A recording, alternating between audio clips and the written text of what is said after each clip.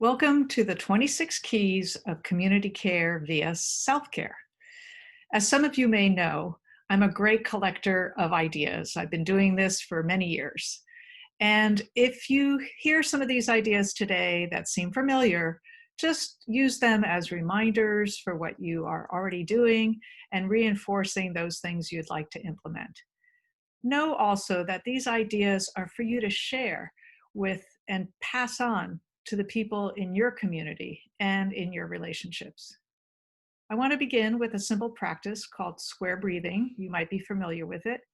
And essentially, you're just going to be following a dot with our breathing. All right.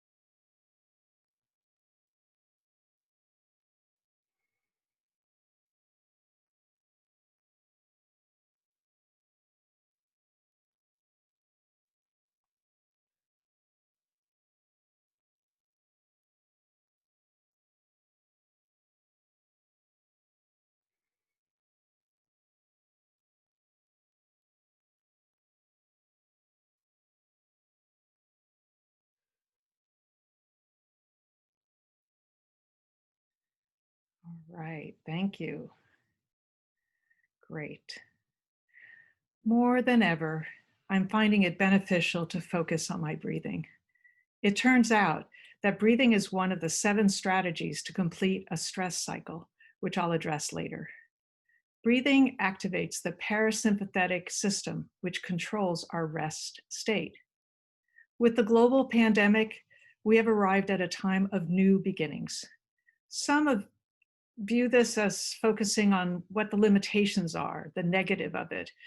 However, I see that there are some positive trends and opportunity to use these. And what we've learned for the last 9 months, or depending on when you're listening to this recording, how we're going to come back to when we end up in our return to normal, quote unquote. We can decide what keys for community care we will maintain in order to continue to cultivate benevolent communities. Originally, I had entitled this as 26 Keys to Self-Care.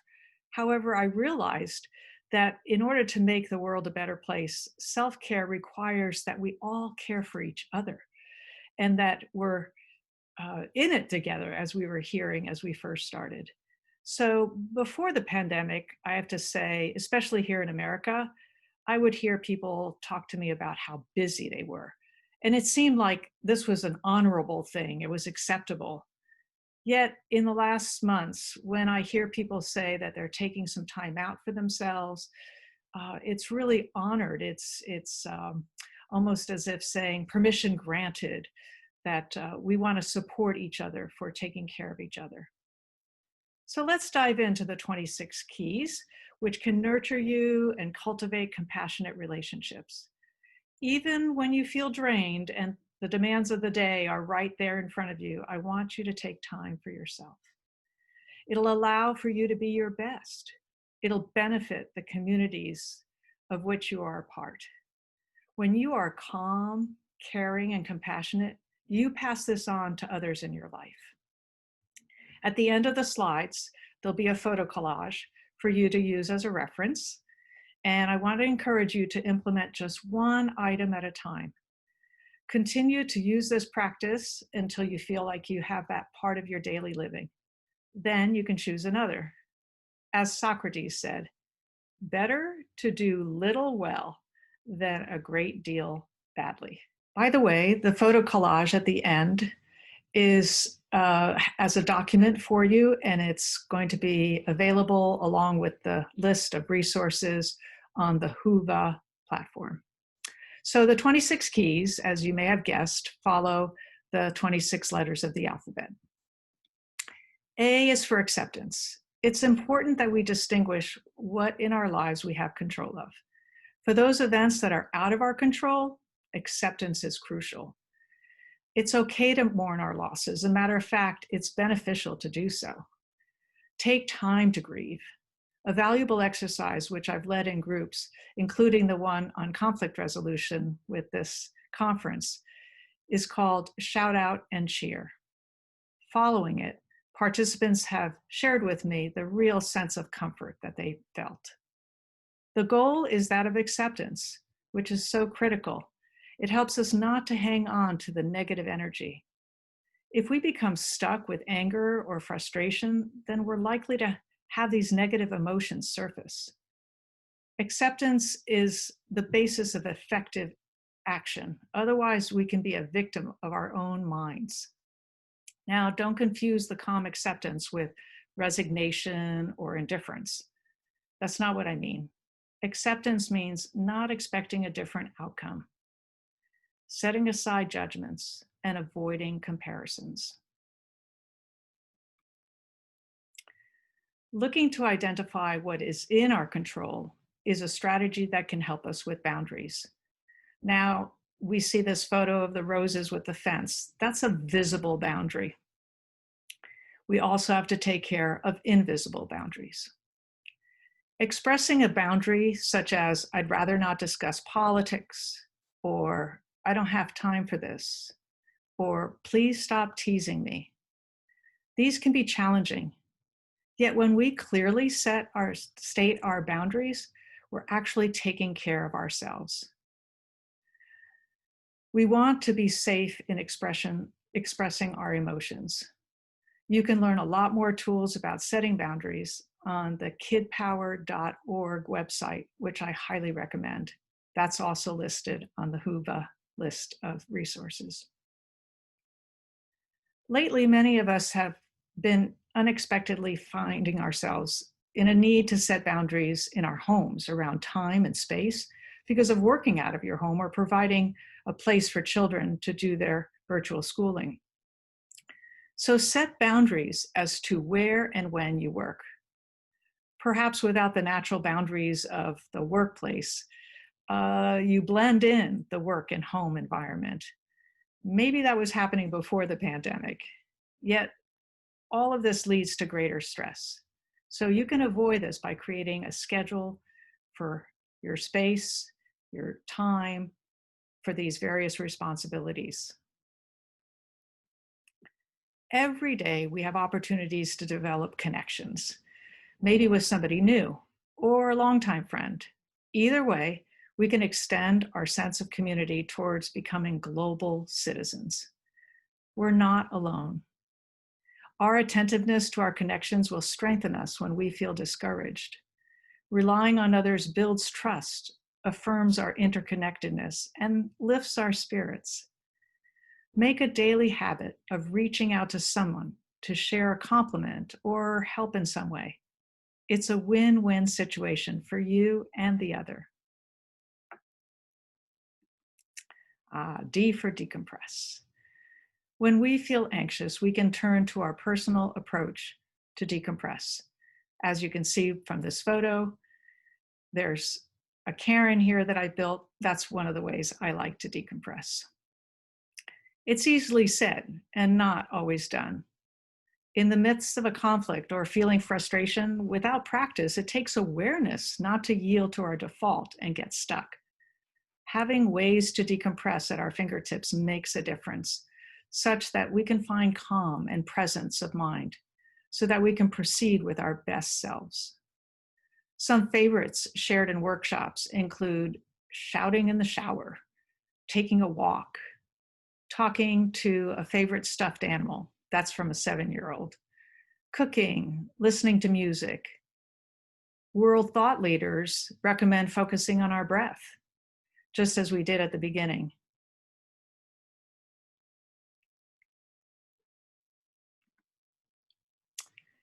Empathy is the glue which holds our relationships and communities together.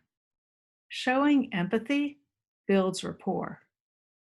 Empathy means doing our best in understanding another person's situation or perspective. Try to imagine what you'd feel if you were them. We can show compassion towards them and ourselves.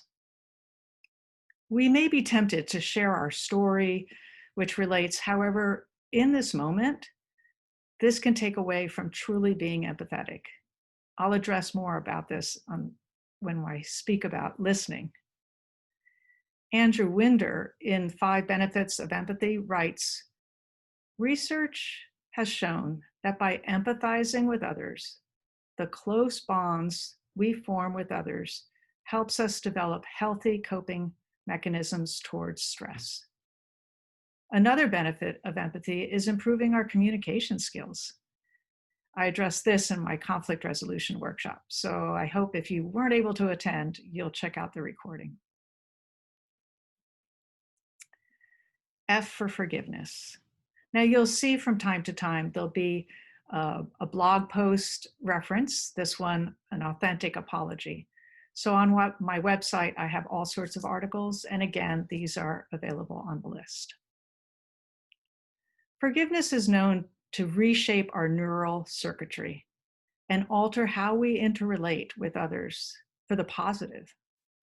I know it can be quite challenging depending on the circumstances. Releasing the anger or harmful emotions is beneficial rather than holding on to them, which then releases stress hormones in our body. Archbishop Desmond Tutu writes, without forgiveness, we remain tethered to the person who harmed us. We are bound with the chains of bitterness, tied together, trapped. When we forgive the person who harmed us, we take back control of our own fate and our feelings. Forgiveness, in other words, is the best form of self-interest. This is true both spiritually and scientifically. Forgiving myself is equally important and can be more challenging to do. It takes owning up to one's mistakes, understanding why they occurred, and helping to rectify the situation. Research indicates clearly that expressing gratitude is extremely beneficial in a variety of ways. An attitude of gratitude can strengthen us, especially during adverse life events. Out of the 28 benefits listed in an article from Positive Psychology, here are a few. More optimism, reduced stress, improved sleep, and reduced impatience. I first started keeping a gratitude journal about 20 years ago, encouraged by my mom, who sent me a diary of sorts so that I could write them down. Well, it fell by the wayside, as many New Year's resolutions do. About 5 years ago, facing some personal challenges, I decided to reignite this habit. And I've been regularly jotting down gratitude since then. And I've encountered some great benefits. Best of all is that during the day, when something in particular happens and I think, oh, this might be something I can write in my journal later. So it keeps me in that positive attitude. I highly recommend this practice. Hope. Hope can give us courage, strength, and boldness instead of fear. I believe that the hope in our children's future is the motivating factor for our work. Whether we are a Montessori guide, a parent, head of school, community leader. Hope in our lives is valuable. When the pandemic first settled in my life, I was surprised and inspired to hear that even though travel was quite restricted, that planning a future trip would be beneficial to my perspective. Travel posts on Pinterest have increased substantially during this time. Creating excitement for a trip can be therapeutic. It gives our brains something concrete on which to focus. I'm a great proponent of being present, and this may seem like a path in the opposite direction. However, the reality is that we have to plan our trips, and we can be present in this planning process, and it boosts our outlook. Optimism helps not only our mental health, but also our physical health as well. Throughout our lives, we have those individuals who influence us for good or for bad. I refer to them as influencers. not necessarily in the current context of social media. Take a moment to consider who your personal influencers are. We have a choice to continue our relationships with them or not. I want to suggest that you select your alliances that are important to you. When Warren Buffett described what makes him happy, two elements stood out. One, to do something that you're passionate about, which I believe you're all already doing so. And secondly, to surround yourself with positive people. One of the advantages of the pandemic has been the volume of free material by major thought leaders.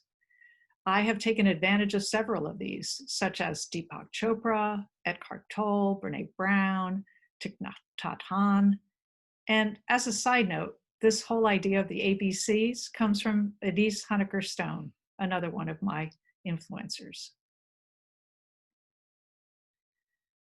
Those of you who have developed a good sense of justice want others to have their fair share as well as yourself.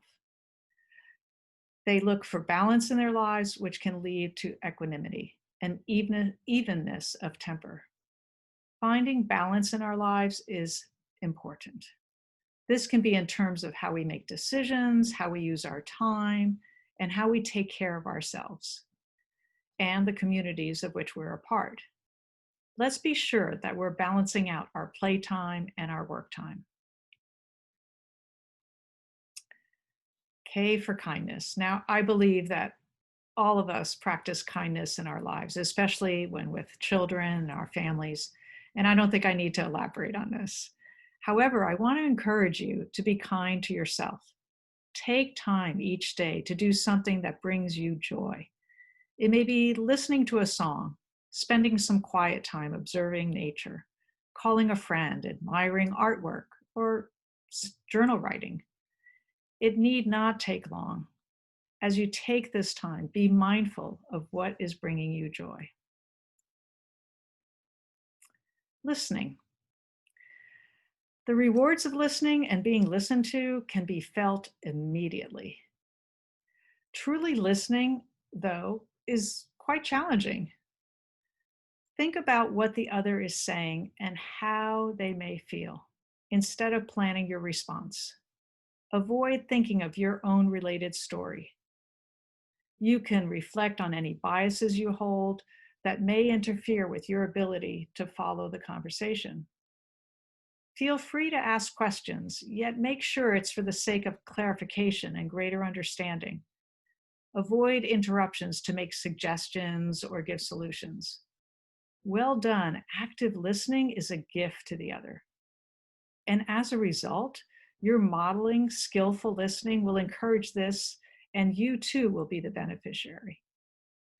And again, there's more on this on my presentation with the keys to conflict resolution. I would imagine that many of us are practicing mindfulness, or you've heard of its benefits. In several classes that I attended through mindful schools, one of my favorite exercises is the intention given to daily activities. I learned how to be mindful when brushing my teeth, closing a closet door, or climbing stairs. I was able to shift my paradigm, my internal messaging, when closing a closet door. This relates to a story. Previously, my husband and I had been teasing each other about leaving the closet doors open, but the teasing turned out to be a bit of a competition. I changed my thinking. Instead of judging that he had left again the closet door open that I was closing for him, I decided that each time that I close a closet door, that I would take a moment and reflect on peace in the world. Now, I look forward to closing closet doors as well as other ones. Depending on where you live, I hope that you have the opportunity to delight in the intricacies of nature, and hopefully with children. This is a photo of the chrysalis in its last stage, about to emerge into the monarch butterfly. And it was a very unique opportunity, and hopefully you can find those things, especially if you live in an urban area, because then you might have to take a piece of nature and bring it indoors. My sense of wonder prompts my curiosity and appreciation. Rachel Carson wrote, "If a child is to keep alive his inborn sense of wonder, he needs the companionship of at least one adult who can share it, rediscovering with him the joy, excitement, and mystery of the world we live in." In general, our lives are comprised of cycles of order, disorder, and reorder. Usually, the disorder is not something we invite. There's no practical reason or compelling reason to leave our comfort zone. The unexpected forces us to go where we would never go otherwise. Yet, unless we're faced with adversity, great change will not come about. And certainly this pandemic, being abrupt, ever-changing, and far-reaching, has forced us to make changes. When hearing from workshop participants on the positive changes they have made due to the pandemic, I'm actually uplifted. Through the disorder, I believe that we have a unique opportunity to reorder as global citizens with greater awareness of the consequences of our actions and with greater care for our neighbors, our communities, and for our planet, and for greater work for justice in the world. There's still much work to be done for these goals to gain some traction. This vision requires tools that lead us towards this type of reorder. And I believe taking care of ourselves is one of these, not in the selfish sense, but in the importance as to how this self-care can directly impact the communities and that we're a part of, and encourage others to do the same, so that we can all lead with discernment and compassion in decision-making, daily activities, and our interactions with others. P is for positive, and again, there's an article there on positive thinking. Having a positive approach to our interactions can lead to healthier well-being. I appreciate this quote from Henry Ford. "Whether you think you can or you think you can't, you're right." Our brains are so powerful. A friend of mine at Santa Cruz Montessori School used to say to the children, "Be careful what you tell yourself." Instead of focusing on what you can't do, reimagine the situation with what you can do. When formulating guidelines for our elementary classroom at the beginning of the year, I'd encourage the rules to be written in the positive. So instead of saying, "Don't yell," it would be changed to "Speak in a respectful tone." Instead of "Don't run, walk." I'm sure you get the idea. This indirectly reinforces the importance of advocating for a positive approach. I hope that on a regular basis you have time for quiet. Let's spend again a short minute in silence, a moment of quiet.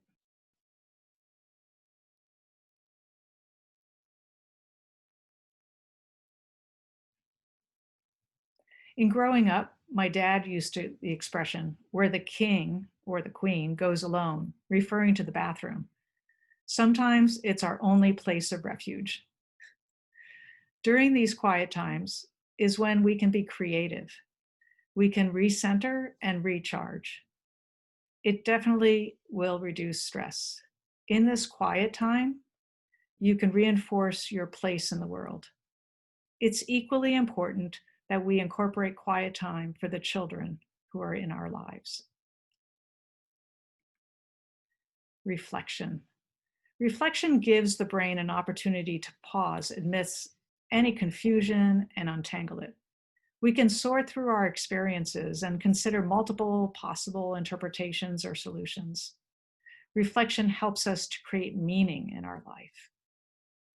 So with the quiet and reflection, they're both related to be in touch with our source, that which grounds us. This may be in a spiritual or a secular sense. Many faith traditions encourage gathering as a group to reaffirm our beliefs, our values, and ideologies. I hope that you can take time to recognize what brings meaning in your life, what connections are important to you, and the core of your presence. To quote Bell Hooks, who writes on love ethic, she writes, individuals who choose to love can and do alter our lives in ways that honor the primacy of our love ethic. We do this by choosing to work with individuals we admire and respect, by committing to give our all to relationships, by embracing a global vision wherein we see our lives and our fate as intimately connected to those of everyone else on the planet. There, that's the message of interconnectedness again. It's a good one. Trust is an extremely important part of healthy relationships, and it's not to be taken for granted. This photo depicts an activity that I've led in workshops. Maybe you've done it. I've done this with children and adults. I really recommend it. So you start in a seated position with your partner back to back, and you link your arms. And as you push against each other's back, you gradually move into a standing position. No one person should push too hard. You have to trust each other. I've actually done this with an elementary age child, and it was definitely more challenging because of the difference in our height and weight. Yet it can be done. And just like with different personalities we encounter, with some it may be easier to trust and others more difficult. Many people struggle with trust for a great variety of reasons. What does trust mean? Trusting someone means that you think they are reliable and you feel safe with them physically and emotionally. As a result, you set aside judgments and you have confidence in their decisions, even if mistakes are made, because you believe that they'll resolve the situation. If you truly trust a person, your connection then deepens with them. Within a trusting relationship, you can exchange ideas openly and help one another be more understanding. It takes time and effort to build trust. Trust has been the focus for me over this past year, especially the trust that I have that everyone is doing their best, even those with whom I disagree. And trust, in the end, I trust that all will be well.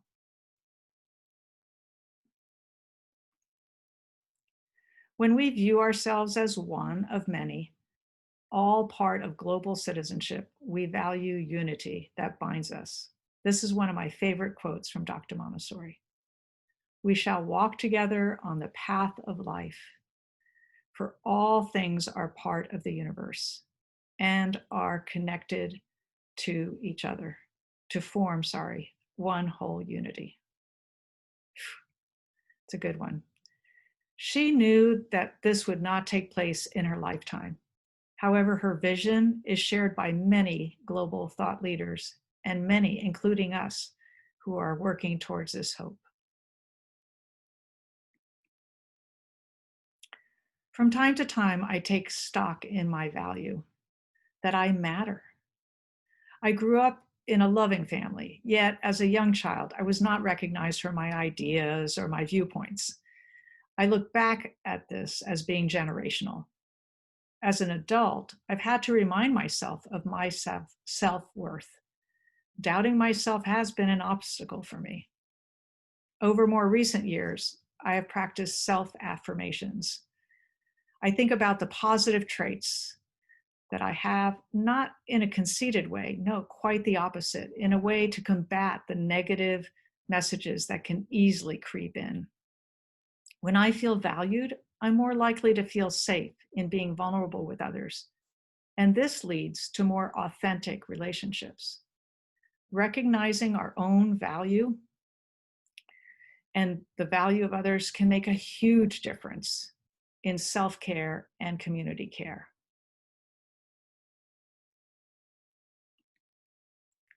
Earlier, I referred to breathing as one of the 7 ways to complete a stress cycle. Another is walking, or actually any physical activity.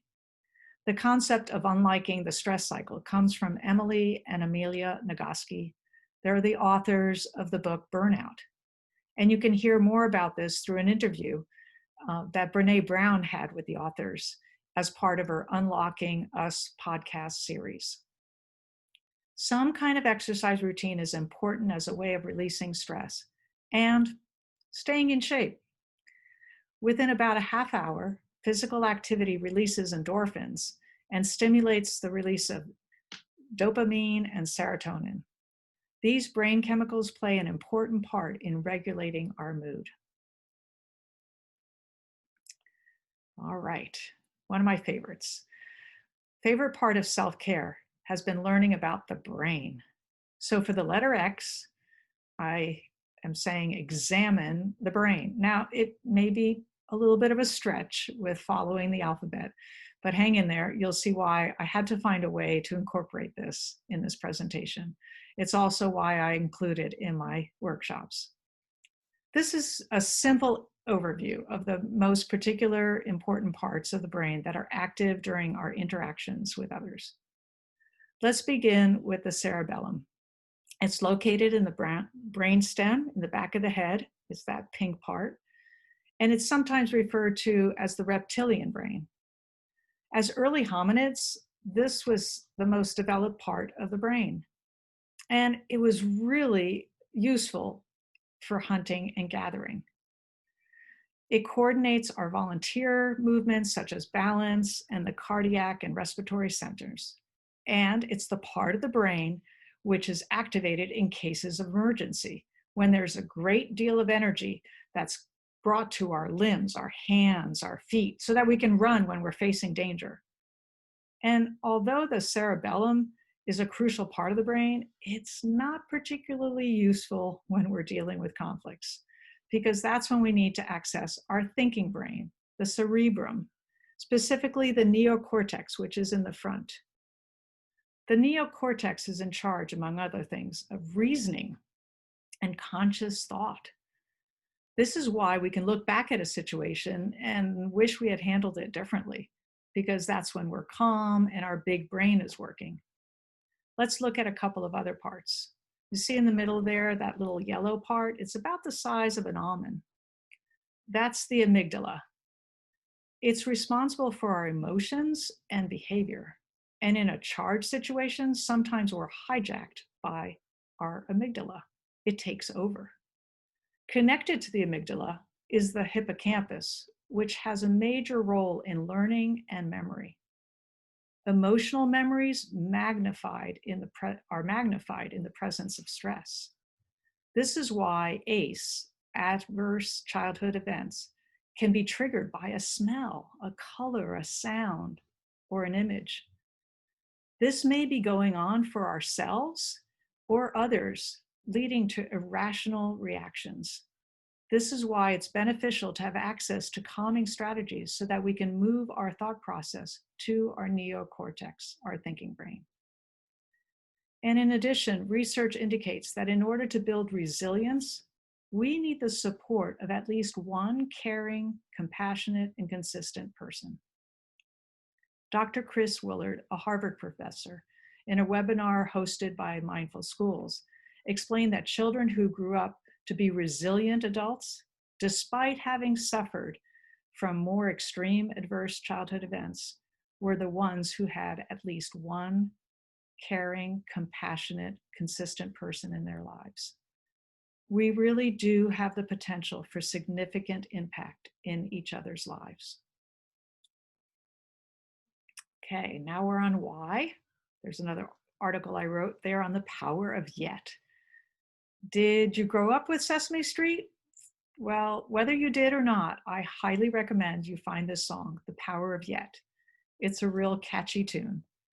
The point is that there are times that we may feel that we cannot do something. However, if we add the word yet, for example, I don't know how to knit yet. I can't find the recipe yet. It changes our perspective to a more positive approach. I invite you to add yet to your lexicon. All right, last but not least, we end with the letter Z for zenith. Zenith refers to the highest point in the sky. And I realize that I'm amongst people who have high expectations, especially of themselves. I'm one of them. Although we might be trying to reach for the sky, it's vital that we stay grounded and that we are reasonable with our expectations of ourselves. Many of us as Montessorians work really hard. We give it our all. We have grand ideas and we want to make a difference. However, what you're doing is enough. Let me say that again. What you are doing is enough. Be it listening to a parent through challenging times, or helping children navigate through their relationships, or observing a spider, or holding the door open for someone. Whatever small actions made with intent do make a difference. I encourage you to be reasonable and know that being yourself and taking care of yourself, you are making an impact. We have to give ourselves permission to take time needed to practice self-care, as it does have an impact on the communities of which we are a part. So here's one other slide on prompts, because it turns out we are an out of mind, out of sight species. That's why so many New Year's resolutions go by the wayside. So I want to invite you to take that one item that you're going to focus on, just having that one to start with, and create a reminder for yourself so that you can keep that visible, and that'll help you to stay on your goal. Here's the photo collage that you can refer to. Feel free to print this up, and that'll be an opportunity for you to be able to remember the various keys that we've talked about community care via self-care. If you need to reach out to me, here are my contacts. But I just want to share with you that personally, I still have to work at filtering out my negativity. I connect with positive people, and I set boundaries, especially about what I'm listening to these days. I take time for myself and my family. And during this pandemic, it's even more crucial that we take time for ourselves in order to balance out the stress from fears, the limitations imposed on our lives, and the steady need to deal with the unexpected. Just seems to happen pretty regularly. Okay, I'm going to stop my share here.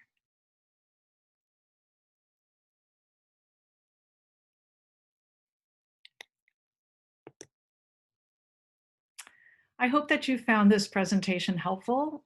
And the great advantage of video conferencing is that we have geographic freedom.